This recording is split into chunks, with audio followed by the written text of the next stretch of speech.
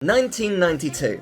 The First World Oceans Day is celebrated, the Bosnian War begins, keep it light, and Disney releases 19 video games. Okay, that may be being generous. Disney is affiliated with 19 video games. There's also a cancelled game, a couple bootlegs, and an electronic mystery that no one's uncovered before now. So let's start things off with a certified banger. I am the terror that flaps in the night. I am the itch next to your genitals that you'd feel embarrassed to scratch in public. Wait, that doesn't put me in a good light. Following the success of DuckTales, Darkwing Duck is one of the greatest Disney cartoon series of all time. Much like the series, the DuckTales game was solving mysteries and rewriting history in style. The Daring Duck of Mystery followed suit in June 1992 on the NES by being Mega Man. At this point, Capcom already had 4 Mega Man titles under its belt, so it was kind of a no-brainer to take a winning formula and adapt it for the dangerous streets of St. Canard. Before we talk about the game, I just want to take a moment to say if you haven't watched Darkwing Duck, please do. If nothing else, watch the first 2 episodes, which act as an epic 2-parter for the whole show. After that, you can kind of watch any episode in any order, but the characters are so perfectly established. the Darkwing is a wonderfully comedic egotist. Launchpad is a fun-loving sidekick. Taurus Bulba is a genuinely terrifying villain, and Goslin is just the absolute best. Drake and Goslin's chemistry is incredible, and the way they bond makes me emotional every time. Genuinely, this is one of those formative moments for me growing up that made me realise I want kids one day. Rest in peace, Christine Kavanagh. You made my childhood so much better. Thank you. Now, back to the game. Much like Mega Man, you have excellent varied stages with a boss at the end, each being a villain from the show, and also like Mega Man, the music rules! Listen to these!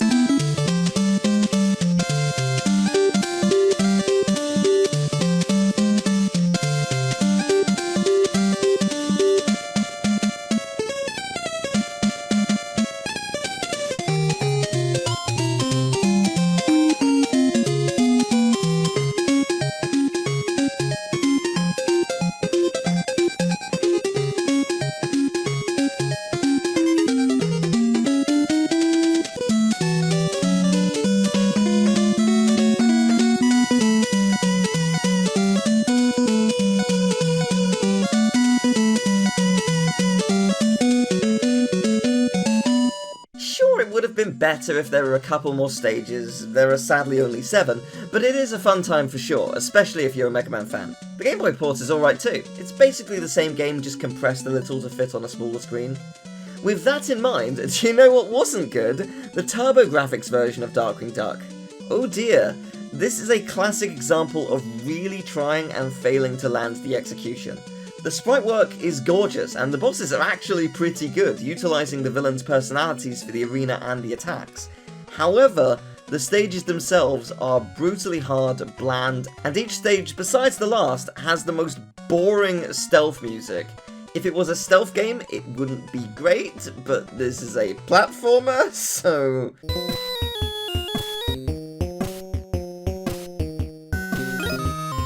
Finally, to complete the trilogy of Darkwing Duck games, we have Darkwing Duck by Tiger Electronics.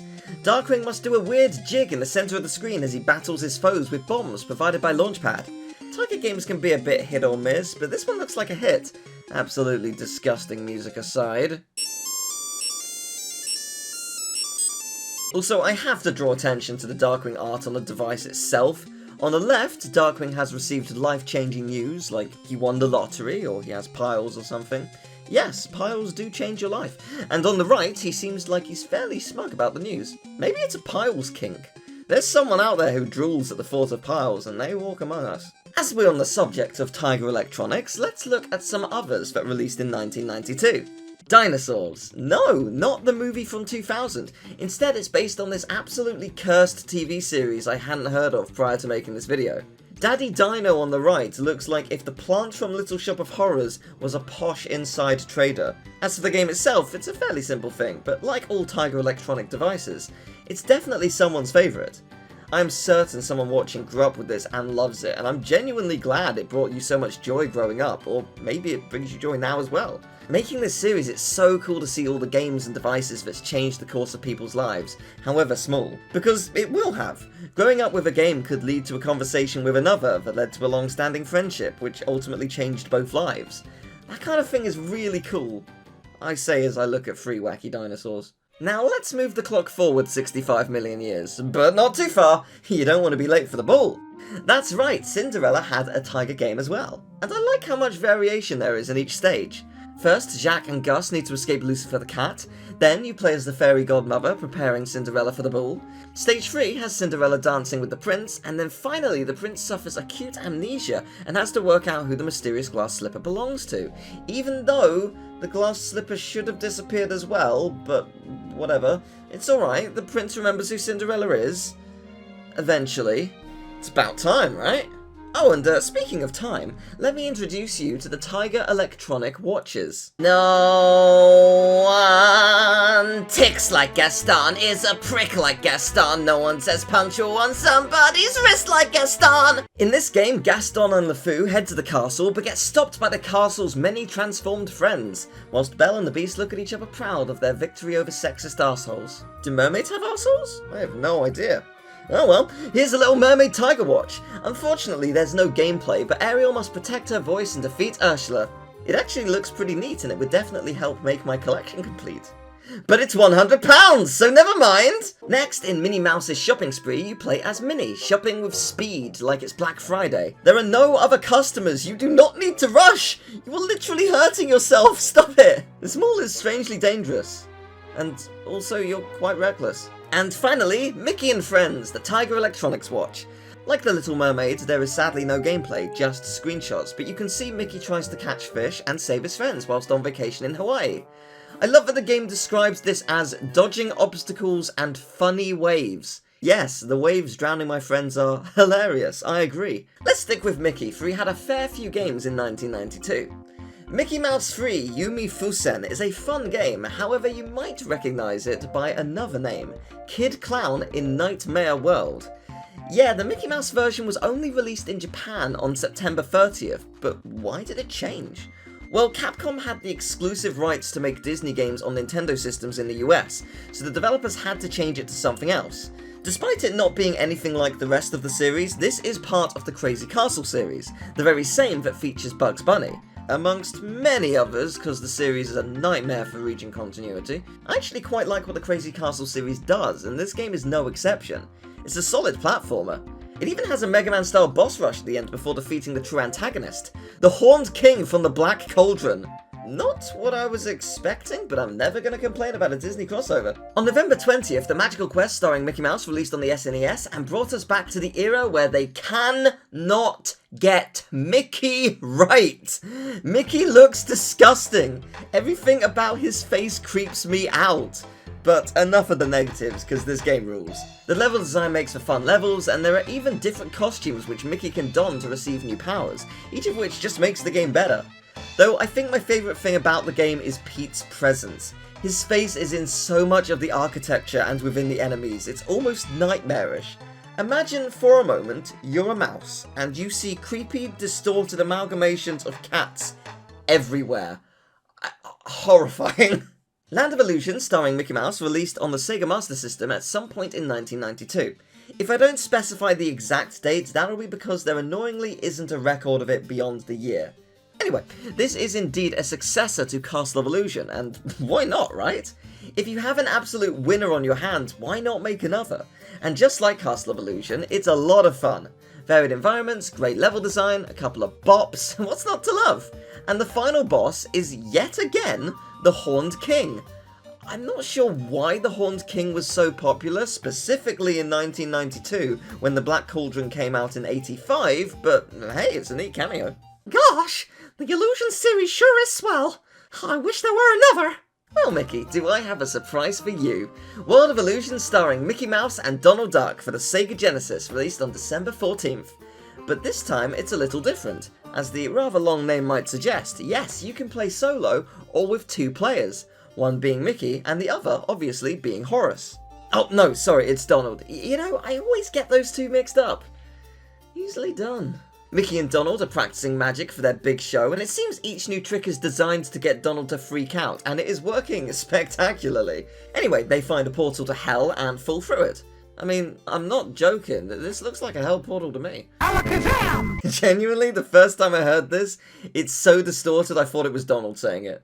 So yeah, this game is pretty cool. It's a little slower than the other games, but it's gorgeous to look at. Every environment, every frame of animation is fantastic. I particularly love underwater. The way the bubbles move, something about it is just strangely enchanting to me. Each environment is inspired by different Disney films or silly symphony shorts. Snow White, Pinocchio, The Little Mermaid, Alice in Wonderland, and so much more. I will never stop gushing about combining franchises like this. It is so cool. They should go all out and have like 20 different franchises in a game.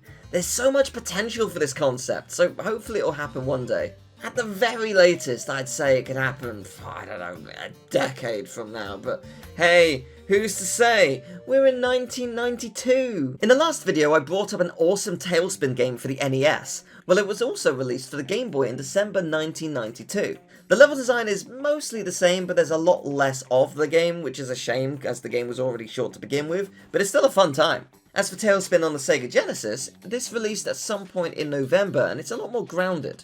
Literally. It's not a bad game, but it's almost like they worked out too late that making a game based around what they're more known for, you know, adventures in the air, is a really good idea, because those few levels are not only the best levels of the game, but two of them are the final levels and boss. It's not a bad game, but the platforming segments on the ground are fine. Just fine, which is arguably worse than bad. Following that tradition, last year we looked at an awesome NES game based around the film The Rocketeer, which I praised due to its fun creative design and its killer soundtrack. The Rocketeer released on the SNES in May 1992, and it is bland as hell. Short, boring, forgettable. You're in a new console generation, your game should be blowing my mind! And, I mean, I guess it is, but not quite in the way they were hoping for. Ariel, The Little Mermaid, released at some point in 1992 for Sega Genesis, Game Gear, and Master System. We're going to be looking at the Genesis and Game Gear versions, as they're all the same game, but the Game Gear version has been compressed to have less game design due to hardware limitations, which is something that's pretty common, as you can probably tell by now. You play as Ariel, hunting down Ursula the Sea Witch, who has turned your father into a mouldy seaweed. You can tell Ariel's pissed about it. Her side profile on the Game Gear is so angry, I love it. The Ursula boss is great because she looks like she's just giving Ariel aggressive pats. But when Ariel finally wins, her reward is she loses her face! Flounder's just like, oh, how did this happen? I'll never tell. When you beat the game, you can obviously play the game again, but if you go into the options menu, you can select to play as King Triton. This is a really cool idea, and it is very funny watching him stab her tits in the final boss. Her power comes from her nipples. Go for nature's bullseye. Speaking of bullseyes, Stunt Island for the DOS is kind of awesome. At first glance, it may look unimpressive graphically, but this is a 3D flight sim where you compete to be the best stunt pilot. No jokes here, this is legit super impressive to me. Multiple missions with precise piloting and landing controls. You get to watch your best run and you can watch it back in multiple camera angles, and you can shift camera angles in gameplay too to do exactly what you need. All in 1992! On the DOS! So cool! Ace Combat, eat your heart out! Our final normal game of 1992 is another DOS title called Heaven and Earth. That name gives you no indication as to what it could be. The box art suggests absolute carnage.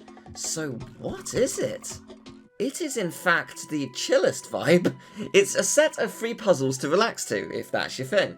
A 3D pendulum game where you have to try and hit the balls with the pendulum, a card game with the goal to get the highest score possible, and finally illusion puzzles. The illusion puzzles are definitely the coolest, because everyone has a different gimmick. Some invert your mouse, some are based around moving the panels to match the image. If the box art is any indication, one is solved by being struck by lightning. Whilst there's not a huge amount on offer, it's pretty cool, and I imagine a lot of people really enjoyed playing this back in the day. And there we have it. That's every game in 1992. But as you can probably tell, this video isn't over yet. This series is not just looking at every game released, but also every cancelled game and every bootleg. Oh, and I may have missed 1 or 18 things in the first decade that I need to go over. Let's start with the bootlegs. Daring duck of mystery, guns down gorillas! The protagonist, if you want to call them that, is Negaduck, Darkwing Duck's main antagonist, who looks more like a weird cowboy chicken. This is Darkwing Duck 2, a bootleg of Super Contra for the NES. It's unclear when this actually released. Information on bootlegs is unsurprisingly scarce, but I think it's 1992. Mario and Luigi. Those two rodent-sized men are iconic in the gaming world. Look at them small boys. Bowser's tiny too, and I love how there's just hundreds of him roaming around. Whoa, he flew! So this game's name is a bizarre mouthful. It's Super Bros 17 Fighting of the Mali Luigi, a bootleg of Chip 'n Dale Rescue Rangers. The case of most bootlegs is they have weird names, character replacements, sometimes song replacements, and the novelty of it quickly wears off. It's silly, but once you've played a level or two, you start to zone out the changes a little, unless it's absolutely chaotic. Don't worry, whilst these two weren't super crazy, we'll definitely get there later in the series. Now let's look at the only cancelled game in 1992. Route 66, a point-and-click adventure game on PC that sadly never made it to shelves. Get your point-and-clicks on Route 66. I'm not sorry. You are a hitchhiker called Dart Stranger. Do not throw darts at strangers. No, even if they look very dartable. Dart's grandfather passed away and apparently left a lot of money to Dart, so you need to make your way across Route 66 with only a couple of dollars to your name. The objective is to make it to Santa Monica alive. That sounds easy enough. Surely I'm the only Dart maniac around here. It was going to have lots of humour on the open road, and you'd be able to respond to your new friends, and depending on what you say, they'd react differently. Maybe they might kill you. Fun! Quoting from Unseen 64, Dart would get good rides and bad rides, make good decisions and bad decisions, meet with good folks and crazy folks, get thrown in jail and beat up by cops, eat bad food, sleep in the rain, get robbed by fellow travellers, become sick and held in hospital, and so on and so forth. The concept of this game is really cool, and it's a shame it got cancelled. But now I need to backtrack to the last decade. As I mentioned before, I missed a bunch of stuff. I can only apologise. So I guess I should start with the cancelled games, since I'm already talking about them. In 1983, it was confirmed a two-part educational game for Atari was being developed. The two-part thing is a little vague, so I'm taking this to mean two games. These were Peter Pan's Cove and Peter Pan's Perilous Passage, also known as Peter Pan's Daring Escape or Captain Hook's Revenge. Anthony Webber was the developer, and in 1984 it was revealed that the games were apparently completed but never released. So it's hoped that one day they might be released and preserved, but that's down to if Anthony still has the game stored somewhere. In one of the articles talking about Peter Pan, it also mentioned another game called The Mysteries of Wonderland. I cannot find anything beyond the mention of its name in this article. In 1985, an article stated Disney partnered with US Gold, a British company, I know, to produce a set of games, one of which released in 1986 based on the 1985 film Return to Oz, which we'll get to in a little bit. But the other two were supposedly for the Commodore 64 and were to be based on the Black Cauldron and the Jungle Book, with the potential of some educational games based on Mickey, Donald and Pluto being made down the line. Unfortunately, the Black Cauldron or the Jungle Book were never completed, and it's unknown if the Mickey game ever started development. But that brings us to Return to Oz. It did in fact get released, and I apologise once again, I missed it in my original video.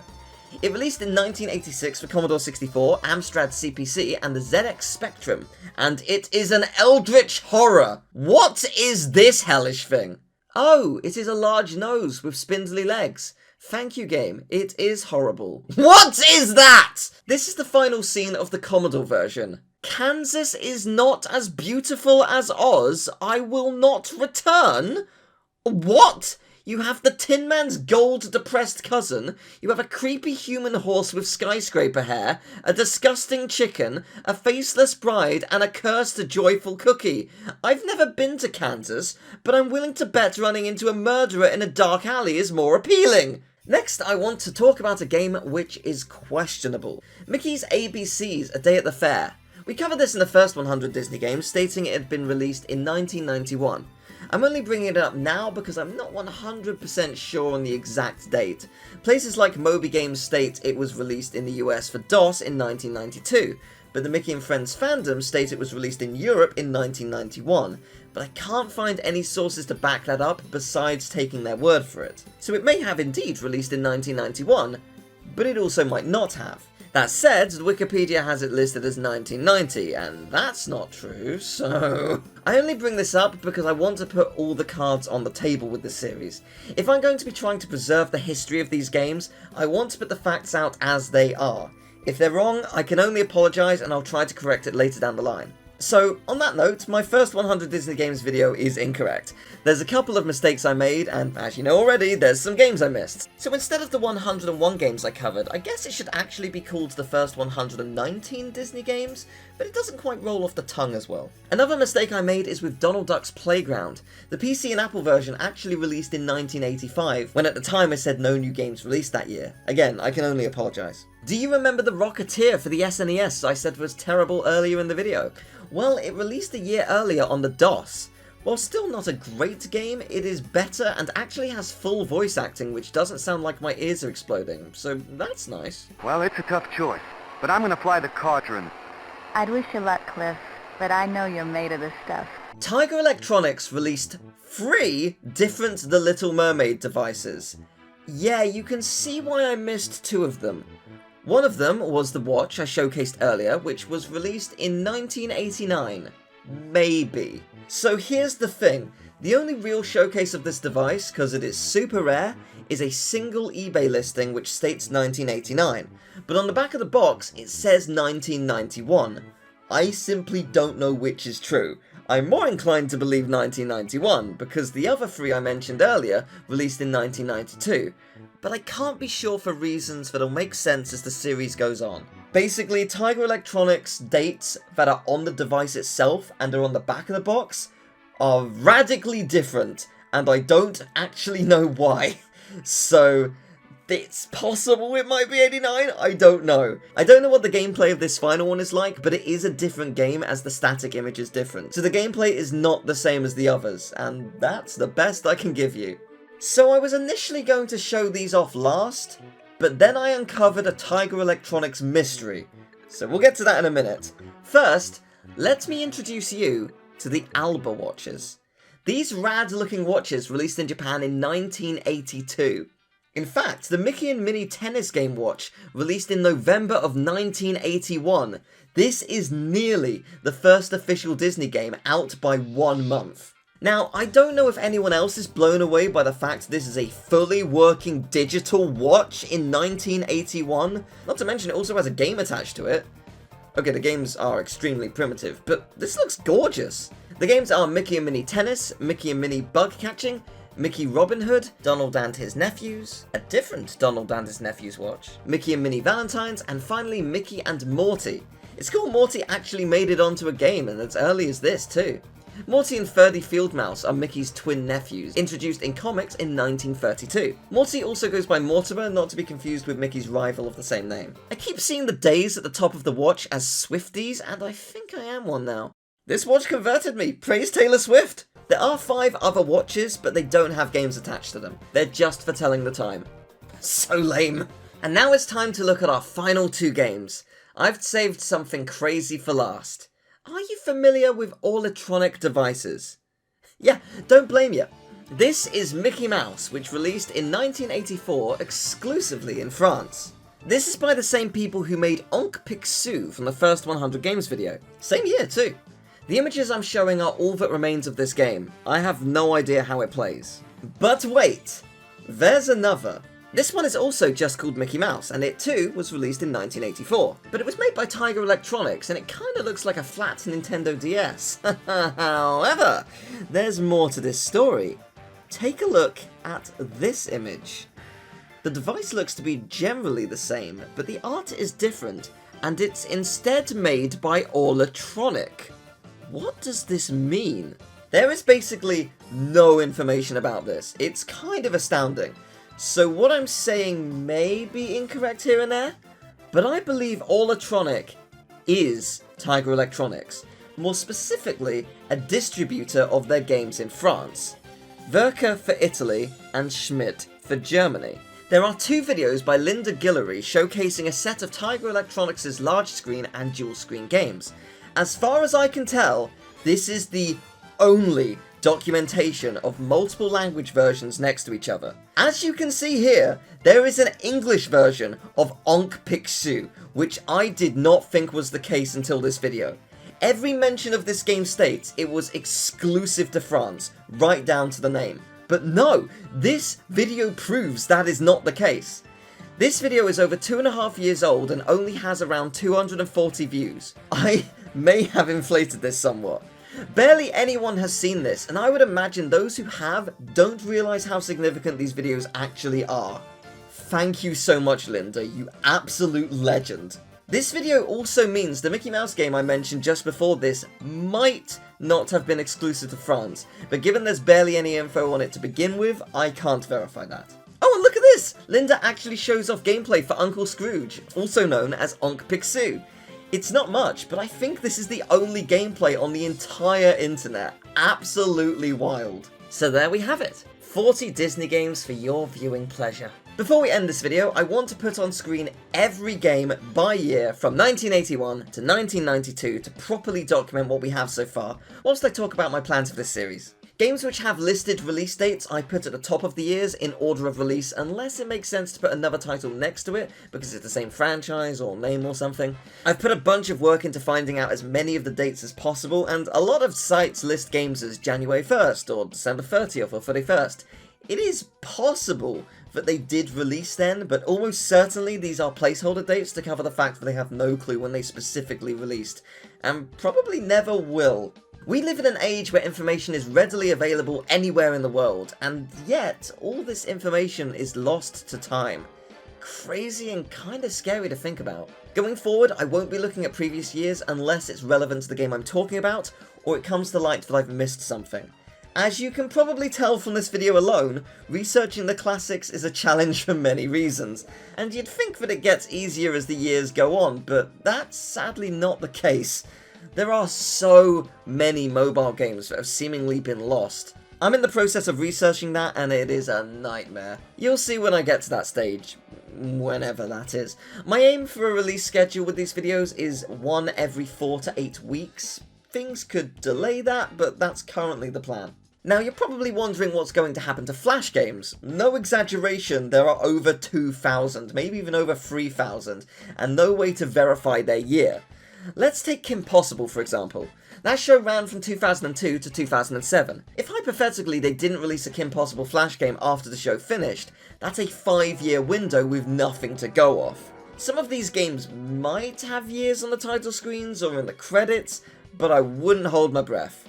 So here's the deal. I will not be covering them, with exceptions to extremely noteworthy ones. However, if this series did super well, I would consider doing a video on all of them, but without focusing on their release dates, because it's kind of impossible now. As for Disney takeovers, I will be covering games that are now Disney games, but only retroactively once Disney owns them. So Disney acquiring Lucasfilms in 2012, I'll cover every one of those that came prior to the takeover during that year.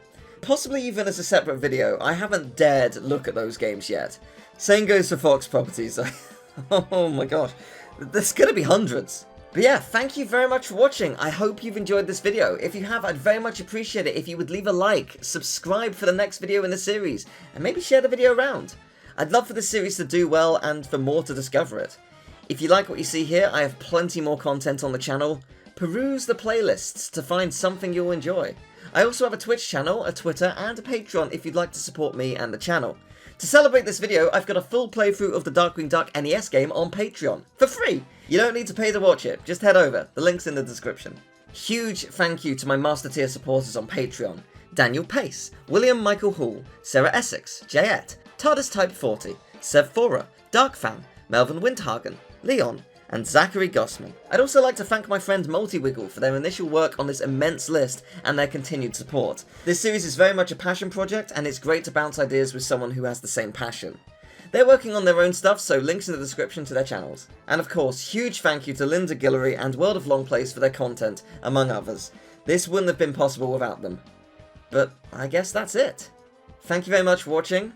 I'll see you soon for 1993. That's when I was born. I feel old.